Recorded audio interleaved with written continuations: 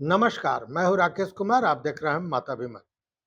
मित्रों, कल नीतीश कैबिनेट की बैठक हुई और बैठक में कई महत्वपूर्ण फैसले लिए गए और उसमें से एक फैसला था मुखिया को लेकर, मतलब पंचायती राज व्यवस्था को लेकर।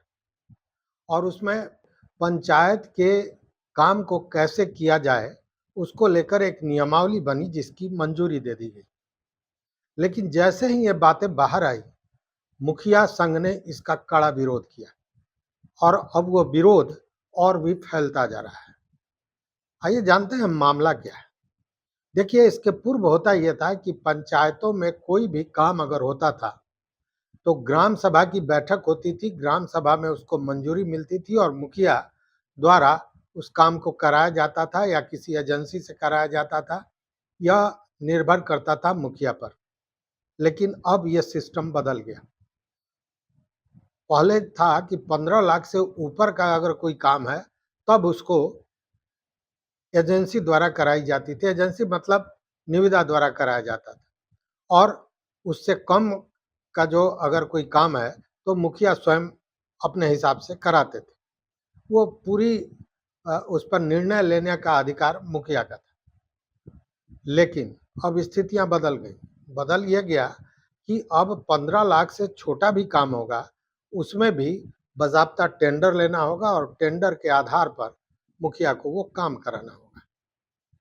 अब आप सोचिएगा कि आखिर काम तो काम है, वो टेंडर से कराएं या तो फिर मुखिया संघ इसको लेकर विफर क्यों रहा है, क्यों गुस्से में है, क्यों विरोध कर रहा है, क्यों सरकार को उसने अल्टीमेटम भी दे दिया कि अगर सरकार इसको वापस नहीं लेती है तो राज्यव्यापी हड़ताल होगा, सारे मुखिया एक साथ इस्तीफा दे देंगे। ये सारी चीजें चल रही है और उसके पीछे एक ही कारण है, नगद नारायण। लगातार इस बात की चर्चा आप सुनते रहे होंगे कि मुखिया द्वारा या पंचायती राज के जो प्रतिनिधि हैं, जनप्रतिनिधि हैं, उनके द्वारा काम में जो पंचायतों में योजनाएं चलाई जाती हैं उसको लेकर भारी घोटाले किए जाते हैं। घोटाला होना स्वाभाविक भी है, इसलिए कि जो मुखिया का चुनाव होता है उसको इस हिसाब से बना दिया गया है, या चुनाव पद्धति हमारे यहाँ इस तरह की हो गई है कि लाखों लाख रुपए लग रहे हैं मुखिया के भी चुनाव में। तो आखिर घर बेच के कौन मुखिया लगाएगा? स्वाभाविक है कि कुछ ऊपर नीचे तो होता है, कुछ व्यवस्थाएं अपनी भी की जाती हैं उसमें। और इन्हीं को लेकर जो शिकायतें गई, इस पर नीतीश सरकार ने यह बड़ा फैसला कर लिया। लेकिन ये फैसला कर लिया और नियमावली भी बना दी और उसके आधार पर कैबिनेट ने उसको मंजूरी भी दे दी। लेकिन मुखिया संघ ने सीधा इसका विरोध कर दिया है। मुखिया संघ का ये कहना है कि अगर मिट्टी भराई का काम है या सड़क निर्माण का काम है या पेयजल की व्यवस्था का मामला है या नाली सफाई है, तो ये सब चीजें ऐसी हैं जिसके लिए तुरंत डिसीजन लेना पड़ता है, तुरंत काम कराना पड़ता है। वैसी स्थिति में इसका टेंडर होगा और ये सारी जो प्रक्रिया होती है इसमें 6 माह लगेगा, तब तक पता चलेगा कि पंचायत की स्थिति खराब हो गई। इसलिए उनका ये कहना है कि यह जो डिसीजन है यह बुरी तरह गलत है और इसको वापस लेना चाहिए। इसको लेकर मुखिया संघ के जो प्रदेश अध्यक्ष हैं मिथिलेश राय, उन्होंने कड़ा विरोध किया और बाज़ाब्ता उन्होंने मीडिया से कहा कि सरकार खुद ही ग्रामीण इलाकों में या यूं कहें कि पंचायती राज सरकार को कमजोर करने में लगी है। और ये जो नीतीश सरकार के कैबिनेट ने फैसला लिया है वो पूरी तरह वो फैसला गलत है। और एक तरह से ये कहें कि संविधान ने पंचायती राज के लिए जो अधिकार दिए हैं उन अधिकारों का हनन किया जा रहा है। ग्राम सरकार की शक्तियों को छीनने का प्रयास किया जा रहा है, जो गलत है, ऐसा नहीं होना चाहिए। दूसरी बात कि ग्राम सभा से जो योजनाएं पास होती है उसके लिए टेंडर नहीं किया जाता है। और उसी में ये बातें आई कि मान लीजिए चापाकल लगाना है, पेयजल का मामला है, नाली सफाई है, मिट्टी भरने की जरूरत है। ये सारी छोटी छोटी चीजें हैं जिसके लिए तुरंत त्वरित स्तर पर काम करना पड़ता है और उसे ठीक करना पड़ता है। लेकिन जब ये टेंडर का मामला हो जाएगा तो ये मामले लंबे समय तक चलेंगे और पंचायतों की स्थिति खराब होती चली जाएगी। साथ में उन्होंने कहा कि ग्राम सरकार को लेकर इस तरह की टेंडर की व्यवस्था कहीं भी नहीं है। यह नीतीश सरकार ने जो किया है वो गलत किया है और पूरा एक तरह से कहें कि ग्राम पंचायत के प्रतिनिधियों की शक्तियों को छीनने का एक षड्यंत्र रचा जा रहा है। कहने का मतलब यह है कि नीतीश सरकार पर ब्यूरोक्रेसी को हावी रखने का ये आरोप पूर्व से लगता रहा है और ये सारी चीज़ें आप देख भी रहे हैं। जैसे अभी ईडी के जो छापे पड़ रहे हैं उसमें उन लोगों पर कार्रवाइयाँ हो रही है जो नीतीश जी के बड़े करीब माने जाते थे और कितने भ्रष्टाचार में लिप्त थे वो सारी चीज़ें बाहर आ गई। और वही कारण है कि मुखिया संघ या जो भी लोग हैं, मुखिया संघ है, वार्ड सदस्य संघ है, ये सारे लोग, इन लोगों का यही कहना है कि सरकार पंचायती राज व्यवस्था के की जो शक्तियां हैं उसको छीनकर अफसरशाही के हाथ में देना चाहती है और यहाँ भी अफसरशाही को ऊपर करना चाहती है, ब्यूरोक्रेसी के हाथ में सारी चीजें देना चाहती है। हालांकि ब्यूरोक्रेसी की क्या स्थिति है वो ईडी ने साफ कर दिया है, वो दिखा दिया है। तो उन्होंने क्या कहा?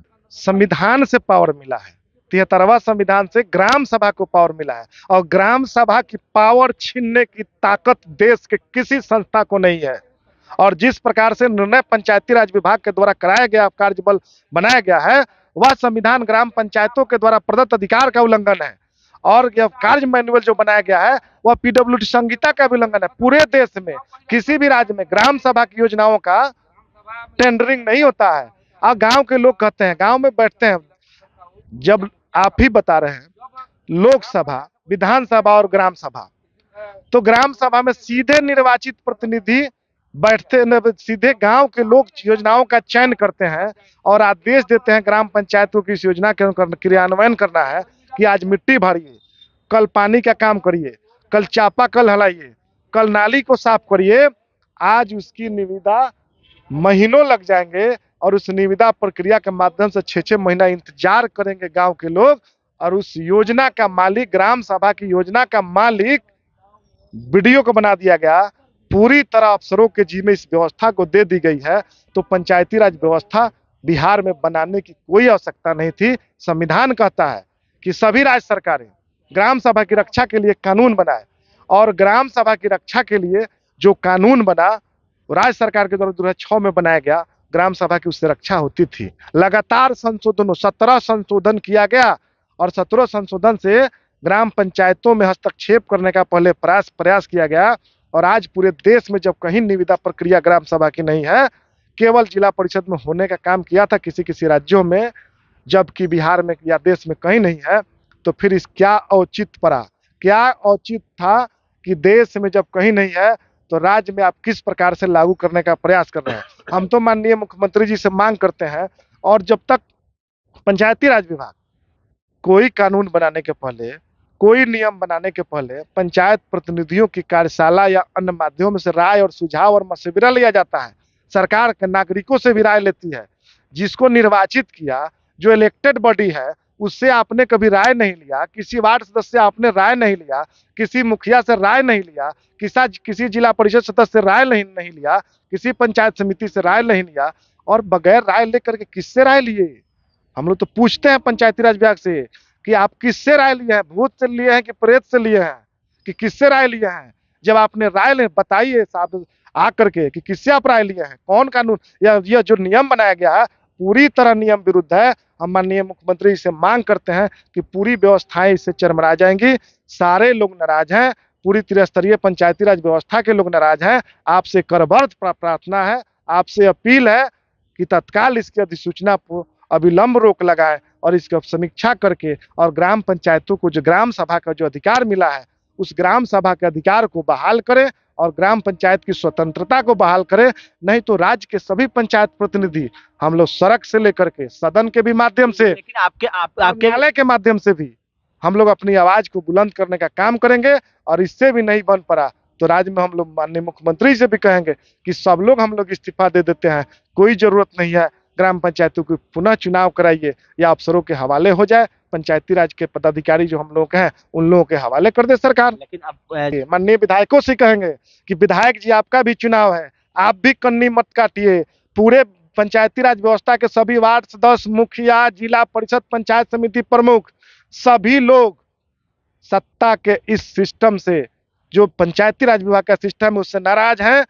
माननीय विधायक जी आप भी कान से और आंख से कंप्लीट देख लीजिए इस पत्र को और कान से सुन लीजिए, सरकार का निर्णय है। और माननीय जो हमारे विधान परिषद के सदस्य हैं, आप भी सुन लीजिए। आप लोगों से भी अपील है कि कब तक सहिएगा। लगातार यह जिस प्रकार से कुठाराघात किया जा रहा है, आपको भी सोचना पड़ेगा, नहीं तो गांव में लोग निकलने नहीं देंगे आपको। सब लोग पूछेंगे सवाल, गांव के लोग सवाल पूछेंगे, गांव की जनता पूछेगी कि आज हमको नली का बनाना है, काम करना है। तो निविदा के माध्यम से कहीं ना कहीं आप सभी से अनुरोध है, आपको भी गांव के लोग, मुखिया लोग, पंचायत प्रतिनिधि, त्रिस्तरीय व्यवस्थाएं और जो भी हमारे सम्मानित संसद सदस्य हैं, लोकसभा के सदस्य हैं, विधानसभा के हैं, विधान परिषद के हैं, आपको भी आशा भरी नजरों से लोग देख रहे हैं। आप से भी उम्मीद है, आप लोग आगे आइए और आप सभी लोग बयान दीजिए और आगे आइए और आगे मिलजुल करके पंचायती राज व्यवस्था को मजबूत करने में हाथ बढ़ाइए। और माननीय मुख्यमंत्री जी से भी अपील है कि अविलंब इस पर तत्काल इस पर रोक लगाए। साथ में स्पष्ट चेतावनी दे दी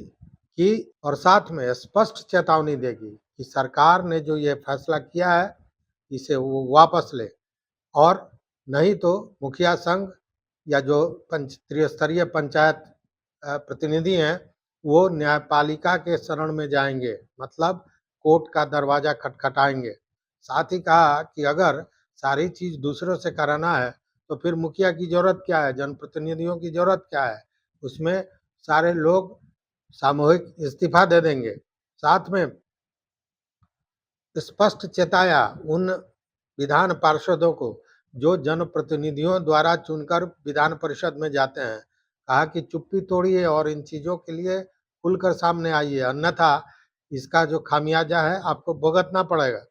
और साथ में यह भी चेतावनी दे दी गई कि अगले वर्ष चुनाव है, अगर इन चीजों पर सरकार नहीं चेतती है तो सरकार को इसका खामियाजा भुगतना पड़ सकता है।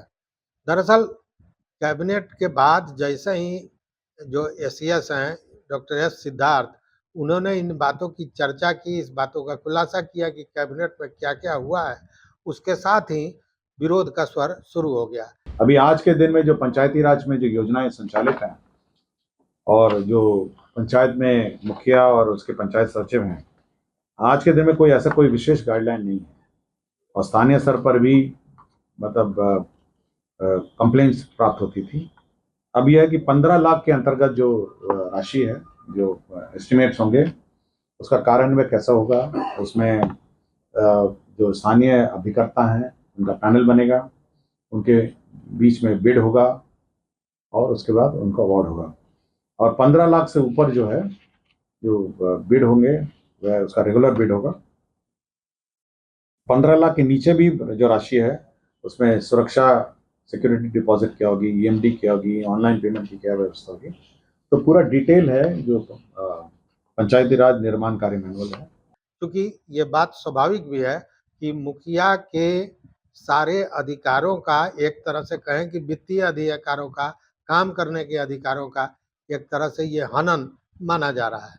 दूसरी ओर सरकार का ये कहना है कि लगातार योजनाओं में जो ये मुखिया हैं, वार्ड सदस्य हैं, इनके द्वारा जो गड़बड़ियां की जाती हैं, जो घोटाले किए जाते हैं, जिसका लगातार शिकायतें जिसको लेकर आ रही हैं, उसको दुरुस्त करने के लिए पंचायत कार्य नियमावली बनाया गया है और इससे उन लोगों द्वारा जो ये धांधली की जा रही थी इस पर रोक लगेगा।